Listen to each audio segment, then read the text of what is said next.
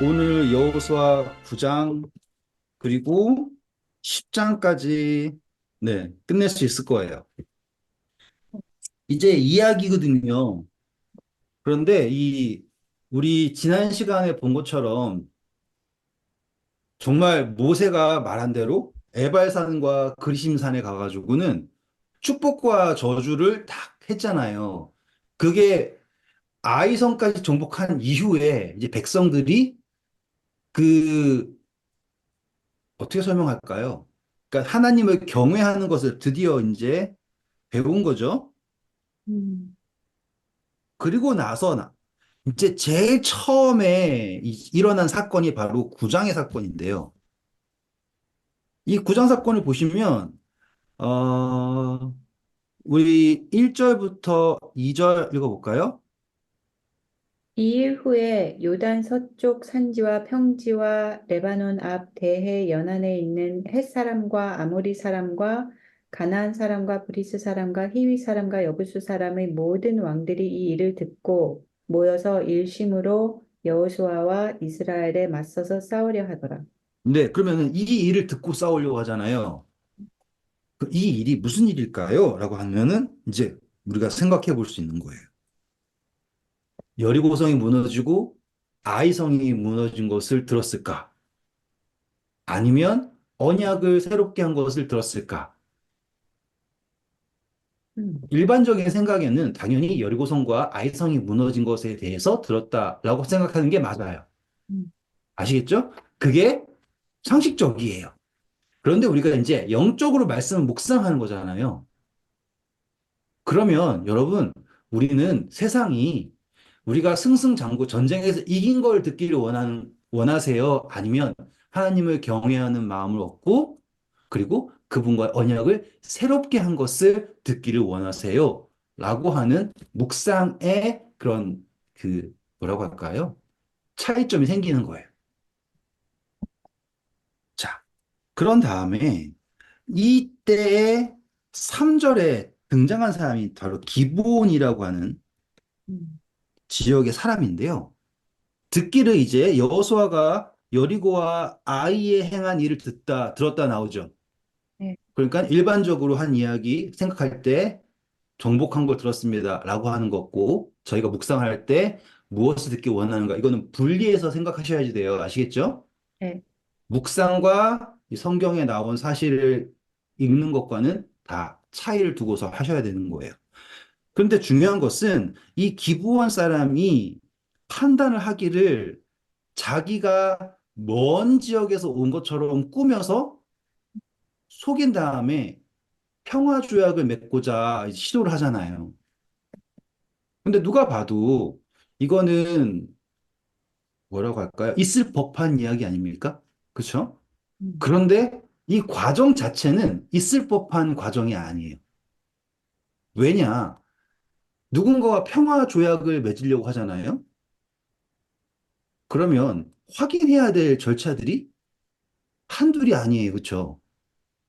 음, 그런데 여기서 보면 고작 보세요. 우리가 정말 멀리서 왔는데 출발할 때는 더운 떡이었는데 지금은 이렇게 말라비틀어졌고 옷은 이렇게 헤어졌고 음, 이걸 보고서 평화조약을 맺는다라는 게 웃기지 않아요? 음, 음, 누군가가 전쟁에서 확 승리하고 있으면 그 승리 쪽에 붙어서 평화 맺는다, 조약을 맺는다. 있을 법해요. 근데 그 내용 자체가 조금 이상하죠. 음, 그러면 우리는 이것을 아이고 이렇게 어이없는 이런 선택을 해가지고 아이고 이렇게 할 수도 있잖아요. 그런데 반면 이거를 이제 영적으로 묵상을 하려고 데리고 와봐야 돼요. 데리고 왔을 때 여호수아가 왜 기브온 사람과 언약을 맺었나? 자, 볼게요. 앞에 낡은 건 다 아니까 6절만 볼게요. 그들이 길갈 진영으로 가서 여호수아에게 이르러 그와 이스라엘 사람들에게 이르되 우리는 먼 나라에서 왔나이다. 이제 우리와 조약을 맺읍시다 하니 네. 왜 조약을 맺었을까요, 이제? 8절부터 9절 볼까요? 그들이 여호수아에게 이르되 우리는 당신의 종들이니이다 하매 여호수아가 그들에게 묻되 너희는 누구며 어디서 왔느냐 하니 그들이 여호수아에게 대답하되 종들은 당신의 하나님 여호와의 이름으로 말미암아 심히 먼 나라에서 왔사오니 이는 우리가 그의 소문과 그가 애굽에서 행하신 모든 일을 들으며 또 그가 요단 동쪽에 있는 아모리 사람의 두 왕들 곧 헤스본 왕 시온과 아스다롯에 있는 바산 왕 옥에게 행하신 모든 일을 들었습니다. 자, 왜 조약 맺었을까요, 그러면? 하나님이 시켰다 그래서. 하나님 시켰다 안 했어요, 여기. 어디 그렇게 돼 아니, 있어요? 하나님의 이름으로 말미암아 심히 먼 나라에서 왔다 그래서. 여기에서 이 기브온 사람들이 조약을, 그러니까 동맹을 원하는 게 뭘 원했어요? 동맹을 원해요. 맞아요? 네. 네. 근데 이 사람들이랑 동맹을 맺어야 될 이유가 하나라도 있어요? 여호수아 입장에서?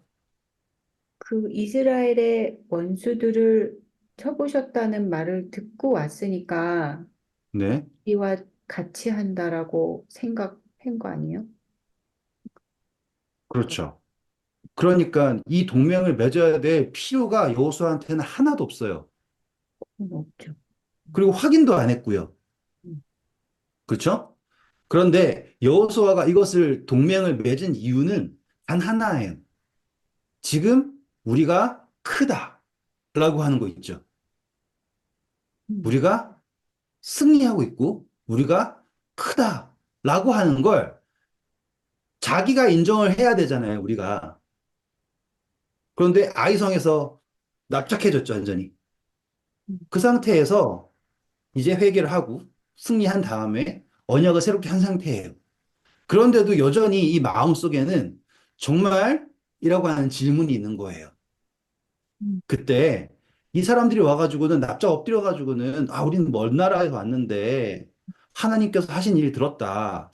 그러니 우리와 동맹을 맺자라고 하는 게 여호수아와 그의 백성들 입장에서는 단순히 동맹 이상의 의미가 있는 거죠. 음. 왜요? 이렇게 높여주는 거잖아요. 여기까지 이해하셨죠? 별거 아니지만 이제 묵상으로 가져오기 위한 징검다리를 만드는 중인 거예요. 그때 여호수아 입장에서 이 동맹은 하나님을 높이는 거예요? 아니면은 낮추는 거예요?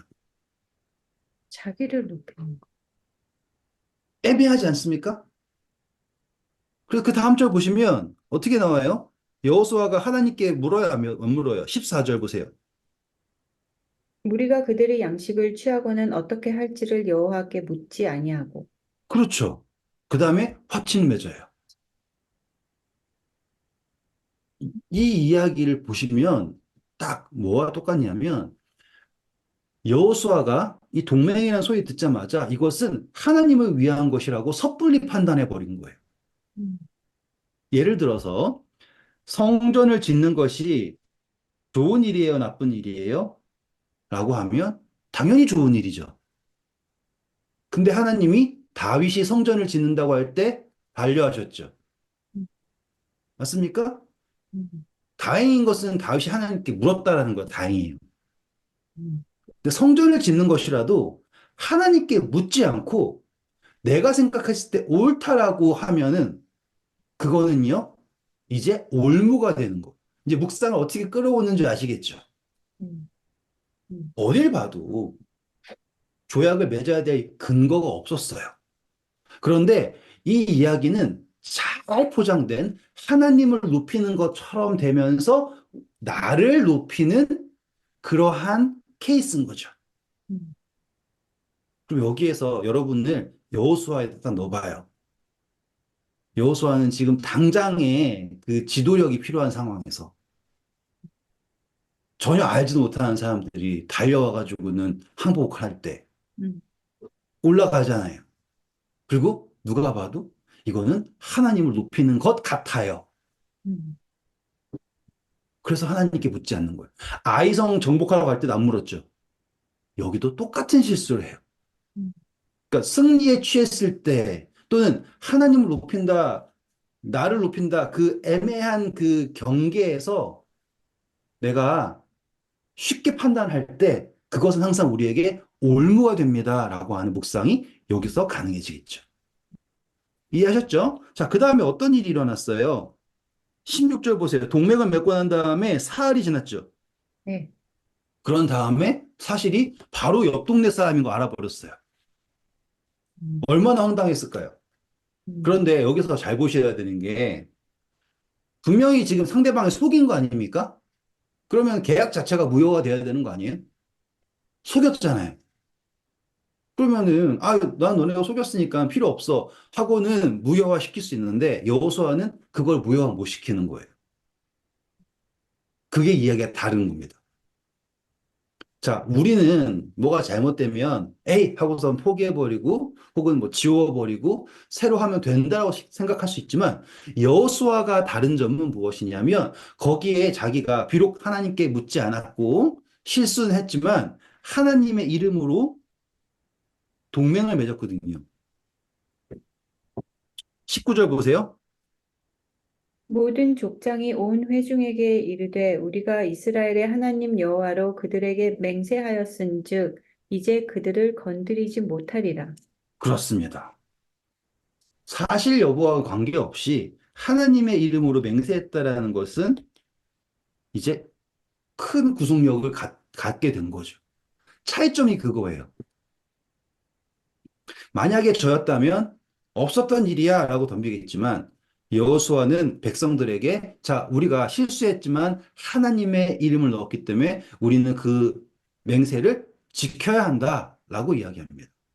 자, 그러면 여기에서 어떤 일이냐? 잘 보세요. 여기서 하나님이 나타나가지고는 너네 왜 그랬니? 라고 한 이야기 찾아보세요, 한번. 하나님이 여호수아랑 백성들 나타나가지고 내가 언제 동맹 맺으라 그랬어, 이놈들아! 하고 하는 이야기 찾아보세요. 없어요. 없죠? 네. 예. 우리 아간이 범죄했을 때 하나님의 마음이 불타는 것 같았다는 표현 나왔죠. 그렇죠?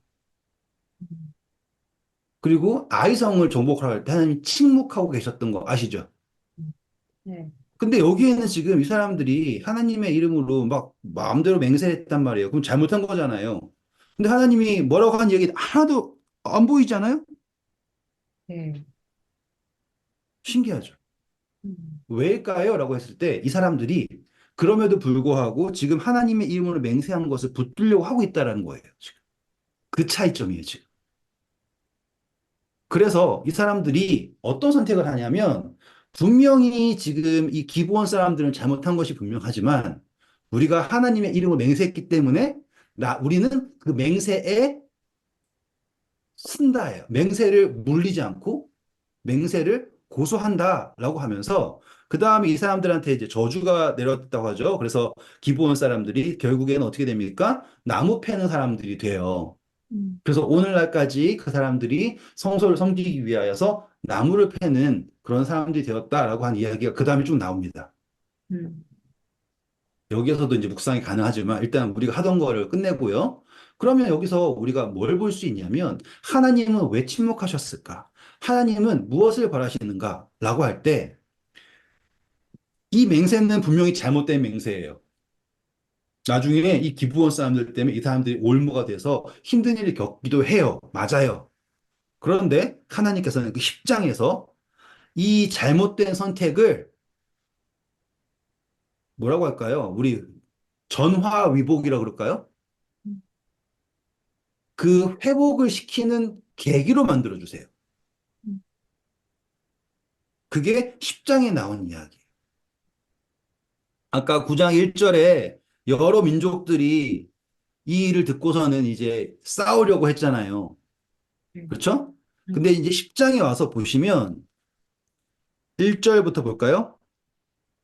그때 여호수아가 아이를 빼앗아 진멸하되 여리고와 그 왕에게 행한 것 같이 아이와 그 왕에게 행한 것과 또 기브온 주민이 이스라엘과 화친하여 그 중에 있다 함을 예루살렘 왕 아도니세덱이 듣고 크게 두려워하였으니 이는 기브온은 왕도와 같은 큰 성임이요 아이보다 크고 그 사람들은 다 강함이라. 네, 그러니까 기브온 사람들이 보통 사람들이 아니었고 아이성보다 훨씬 크고 더 강한 사람들이 음, 여리고래 여호수아 쪽에 딱 붙었다는 소식을 들으니 이제 나머지 왕들이 솔직히 왕이라고 해봤자 그냥 성 하나에 내가 왕이야 이러고 있는 정도죠. 그렇죠? 그 조그만 나라에 땅덩어리에. 그래서 우리가 본대로 3절 예루살렘부터 시작해가지고는 여러 왕들이 왕 모입니다. 자, 이게 이제 예언에서 적용될 수 있는 이야기예요. 왕들이 모여서 전쟁을 한다. 묵상 확장시킬게요, 이제. 그럼 전쟁을 하는데, 전쟁할 때 목적지가 어디일까요? 4절. 아, 내게로 3절부터 4절 읽어야겠네요. 어쩔 수 없네요. 예루살렘 왕 아도니세덱이 헤브론 왕 호함과 야르묵과 비람과 라기스와 야비야와 에글론 왕 드빌에게 보내어 이르되 내게로 올라와 나를 도우라 우리가 기브온을 치자 이는 기브온이 여호수아와 이스라엘 자손과 더불어 화친하였음이니라 하매. 네, 그래서 이 왕들이 누구를 공격하는가? 이제, 재밌어요, 전 지금. 음, 기브온을 공격하는 거예요. 음, 음, 그러니까는 지금 길갈에서 진치고 있는 이스라엘 백성들을 공격하자라고 하지 않고, 음. 기브온이 여호수아 쪽에 붙었는데, 이미 여리고랑 아이성 때문에 이들은 두려워하고 있었죠. 네. 그 두려움 때문에 여호수아를 따르는 하나님의 백성을 치는 것은 섣불리 하지 못했어요. 단지 배신자를 처단하자 하고서는 기브온을 공격했을 때 기브온이 여호수아에게 요청을 해요. 우리를 도와라. 그래서 왕들이 모여서 보세요. 재밌어요, 지금. 왕들이 모여서 기브온을 공격했고 기브온은 누구에게 도움 요청했다? 여호수아. 그림 나왔죠, 지금? 자, 그럼 우리 여기다 이제 기부원에다가 누구를 넣을까요? 이제 저와 여러분 넣으면 돼요.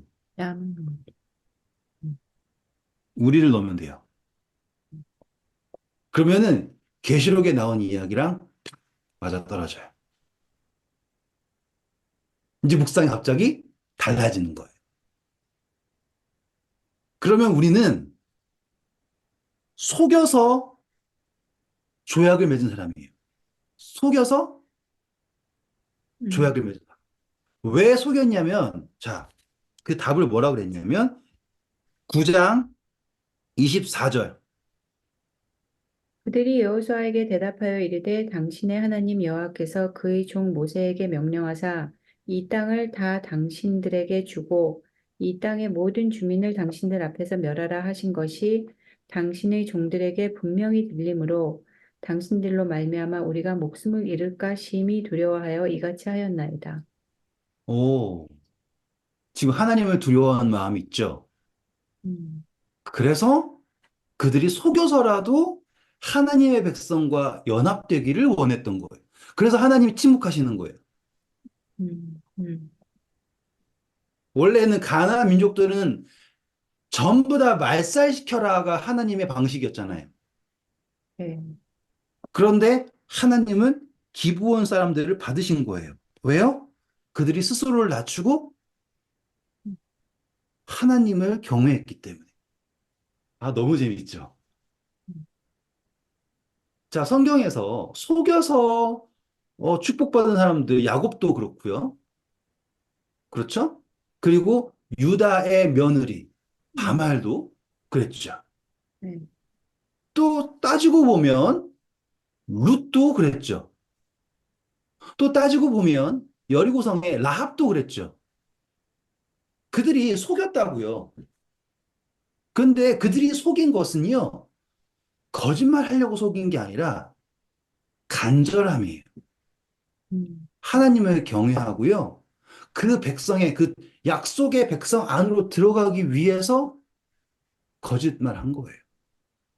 그러니까 지금 갑자기 기부원 사람들과 동맹 맺은 게, 이런 바보 같은 짓을 했냐? 이렇게 보이지 않고, 음, 이야, 여기에 이 구원의 섭리가 여기에 있구나, 라는 게 보이지 않아요? 음, 음, 그러니까 우리가 기부원인 거예요. 우리가 기부원 사람들. 정말 기부원 사람들은 자기를 높일 만한 게, 아까 10장에 봤잖아요. 큰 성이에요.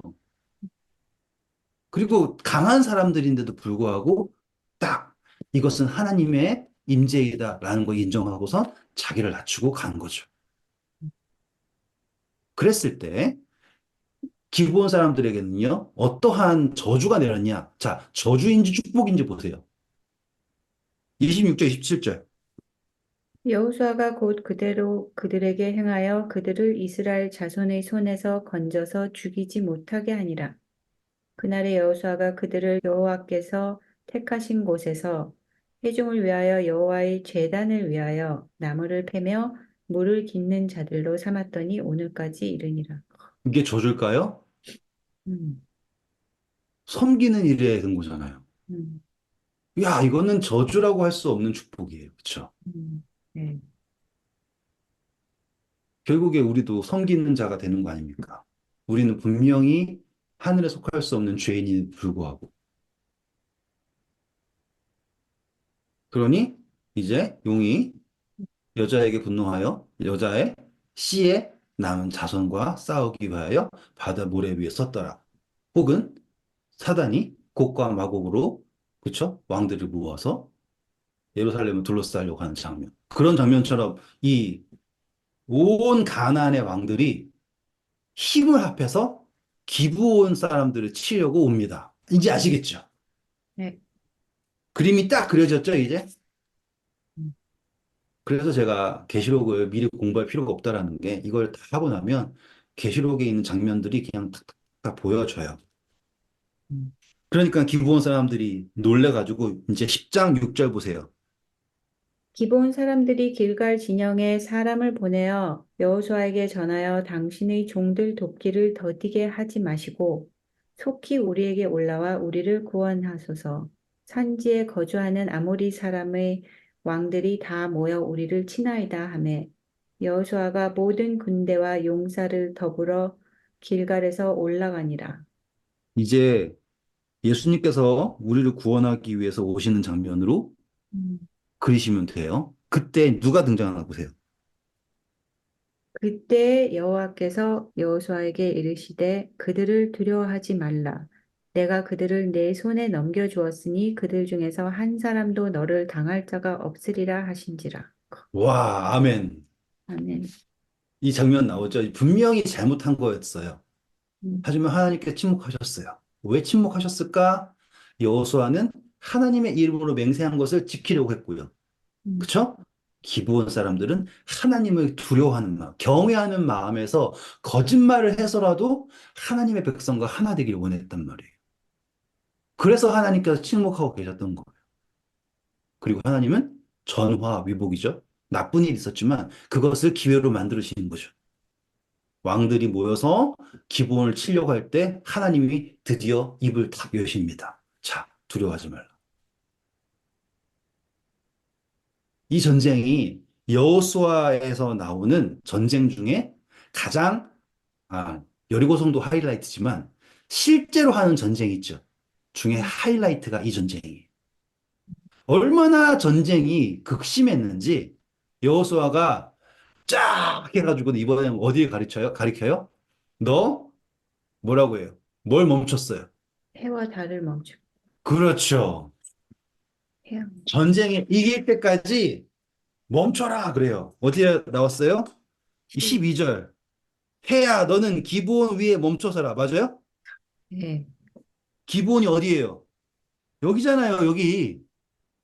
거짓말 해가지고는 하나님의 백성과 동맹하려고 하는데 음, 해가 거기에 멈춰라 하고 멈춘 거라고요.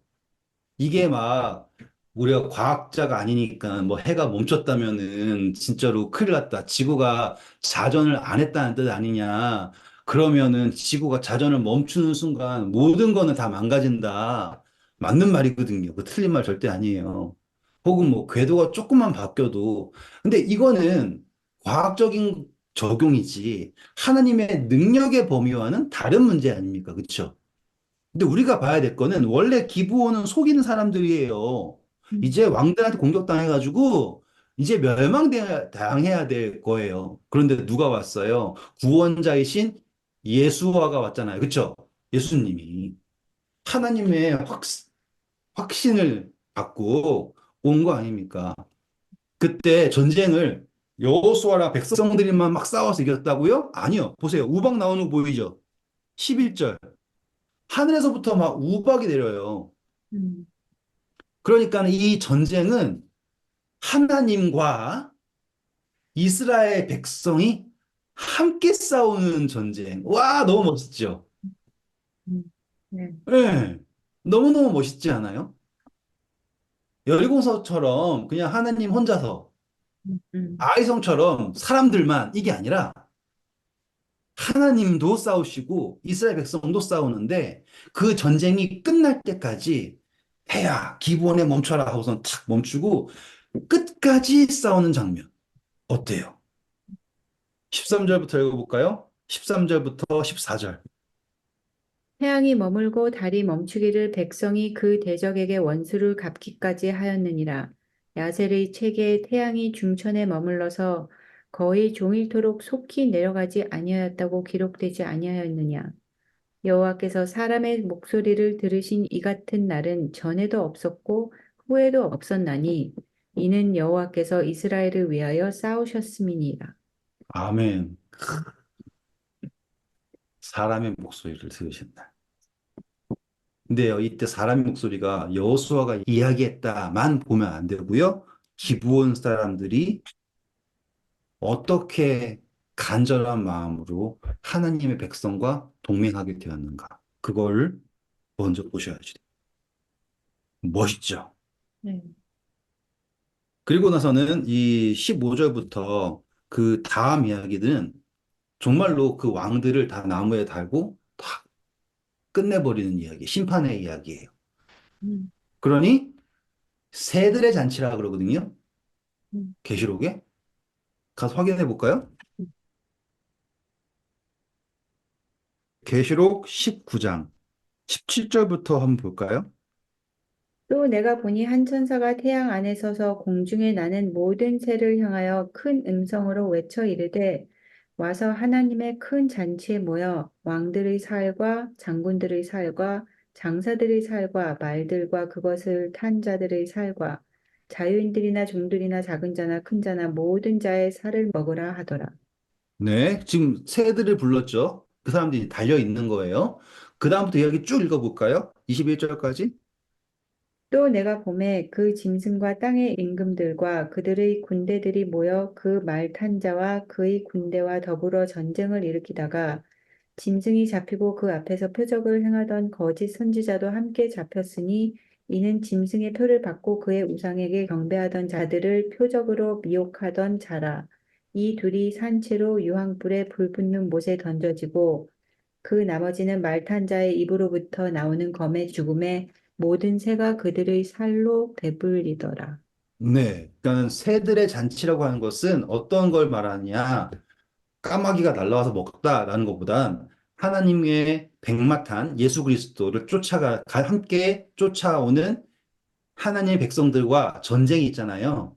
음, 거기에서 그러니까 졌다라고 생각하기보다 거기에서 패배한 그 사람들의 끝이 뭐냐면 말로가 뭐냐면 하는 이야기가 바로 이 여호수아 10장 후반부에 왕들이 다 잡혀서 숙청당하는 이야기와 연결되는 이야기라고 보시면 되겠어요. 적용하실 수 있겠죠? 그래서 이 전쟁이 끝날 때까지 해는 멈춰 있었고 그리고 하나님께서는 그들과 함께 싸우셨습니다. 그렇게 되었을 때 어떻게 되었냐면 여호수아 10장 20절부터 읽어볼까요?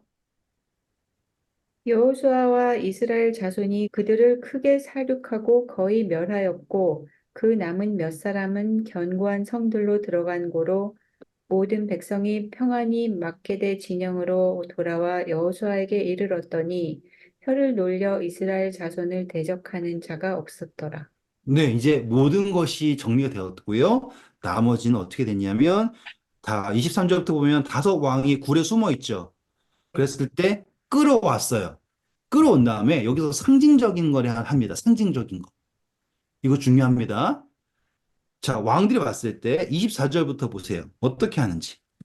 그 왕들을 여호수아에게 끌어내매 여호수아가 이스라엘 모든 사람을 부르고 자기와 함께 갔던 지휘관들에게 이르되 가까이 와서 이 왕들의 목을 발로 밟으라 하매 그들이 가까이 가서 그들의 목을 밟으매 오, 지금 목을 밟는다라는 거랑 머리를 상하게 한다라는 거랑 연결시키시면은 완벽한 거예요, 이제. 실제로 이 왕들은 대단한 왕들인 거예요. 이 사람들 입장에서는. 우리 입장에서는 동네 사람이라 생각할 수 있지만, 동네 이장 정도 생각할 수 있지만, 그 당시의 입장에서는 이 왕들은 대단한 거예요. 그리고 이스라엘 지도자들은 이제 뭐 광야에서 온 사람들이 아닙니까? 노예 생활하다 풀려가지고. 근데 여호수아가 일부러 앞으로 이 사람들이 이 나머지 하나님의 땅을 정복해야 될 사람들이잖아요. 그래서 그들한테 이 왕들의 목을 밟아라. 너희들이 두려워할 이유가 없다. 하나님께서 너희를 세우셨고 너희들이 이 왕들을 밟은 것처럼 모든 가나안에 있는 왕들을 다 정복할 것이다. 라고 하는 용기를 주기 위해서 이걸 한 거예요. 멋지죠? 네. 근데 제가 아까 말씀드린 것처럼 여자의 후손이 뱀의 후손의 머리를 상하게 한다. 라고 하는 것과 참, 그게 바로 저와 여러분이 경험하게 될 거예요. 음, 최소한 지렁이라도 밟을 수 있을 거예요. 용기를 내세요. 그래서 25절 보세요. 뭐라고 하는지. 여호수아가 그들에게 이르되 두려워하지 말며 놀라지 말고 강하고 담대하라. 너희가 맞서서 싸우는 모든 대적에게 여호와께서 다 이와 같이 하시리라 하고. 그리고서는 이제 탁 나무에 달아가지고 보이는 거예요. 나무에 달린다라고 하는 거. 예수님께서 나무에 달리셨죠? 같은 의미에서 이 사람들도 다 나무에 달려서 죽습니다. 이야, 아름다운 이야기였죠? 네. 네. 아쉽게도 그게 이제 끝이에요. 이제부터는 남쪽에는 이렇게 정복했습니다. 이야기예요. 아, 이거 하나 빼먹었다. 나무에 달고 27절 보세요. 어떻게 하는지 보세요. 해질 때에 여호수아가 명령하매 그들의 시체를 나무에서 내려 그들이 숨어있던 굴 안에 던지고 굴 어귀를 큰 돌로 막았더니 오늘까지 그대로 있더라. 네, 나무에 달렸고 떼내서 굴에 넣었어요. 누구랑 똑같아요? 예수님과 똑같죠? 네, 예수님의 십자가랑 똑같죠? 네, 그러니까 예수님의 십자가가 상징하는 게 그 죄를 도말하는 것과 여기에서 왕들을 끝내는 장면과 일치하는 거예요. 그러니까 우리 대신 그분께서 나무에 달리시고 십자가에 달리신 다음에 불에 들어가서 돌로 다쳤다. 이 이야기가 연결되는 게 이런 거예요. 근데 성경이 다 하나로 쫙 이렇게 연결되는 걸 보셔야 돼요. 차이점은 예수님은 그 돌이 열리고 부활하셨다. 네, 거기까지만 해도 충분합니다. 그 다음부터는 진짜로 정말 어쩔 수 없어요. 정말 다 정복했다 이야기예요. 마지막으로 하나만 하고 넘어갈게요. 자, 이 40절부터 보겠습니다. 이와 같이 여호수아가 그 온 땅 곧 산지와 네겝과 평지와 경사지와 그 모든 왕을 쳐서 하나도 남기지 아니하고 호흡이 있는 모든 자는 다 진멸하여 바쳤으니 네, 근데 기브온은 살았단 말이에요. 네. 믿음. 아시겠죠? 기억하세요. 그리고 여호수아가 말한 것처럼 하나님께 묻지 않고 맺은 언약이에요. 잘못했어요. 그런데 그 언약을 고수했어요. 하나님도 침묵하셨어요. 왜요? 기본의 믿음 때문에. 그렇죠? 그래서 41절 보세요. 여호수아가 또 가데스 바네아에서 가사까지와 온 고센 땅을 기브온에게 이르기까지 치매. 네, 기브온 이렇게 다 쳤다. 여호수아가 다 정복했다. 예수님께 다 정복했다라고 했는데 어디까지라고 표현했냐면 기브온까지라고 표현했다 이 말이에요. 그러니까는 멸망당한 건 기브온도 멸망당한 건 맞아요. 하지만 기브온 사람들은 살았죠. 그 묵상이에요. 그 다음에 42절 아주 좋아요. 이스라엘의 하나님 여호와께서 이스라엘을 위하여 싸우셨으므로 여호수아가 이 모든 왕들과 그들의 땅을 단번에 빼앗으니라. 아멘. 단번에 빼앗았다. 했다가 실패했다, 어쨌다, 그게 아니에요. 하나님이 함께 싸우실 때 여호수아는 단번에 이 왕들을 다 정복하고 땅을 차지했습니다. 네, 오늘 보시면서 어땠어요? 이 여호수아의 정복 이야기가 그냥 이야기는 아니겠구나라는 걸 딱 아셨죠? 네. 그렇죠? 저는 이 기브온 사람의 간절함이 정말 마음에 들어서 네.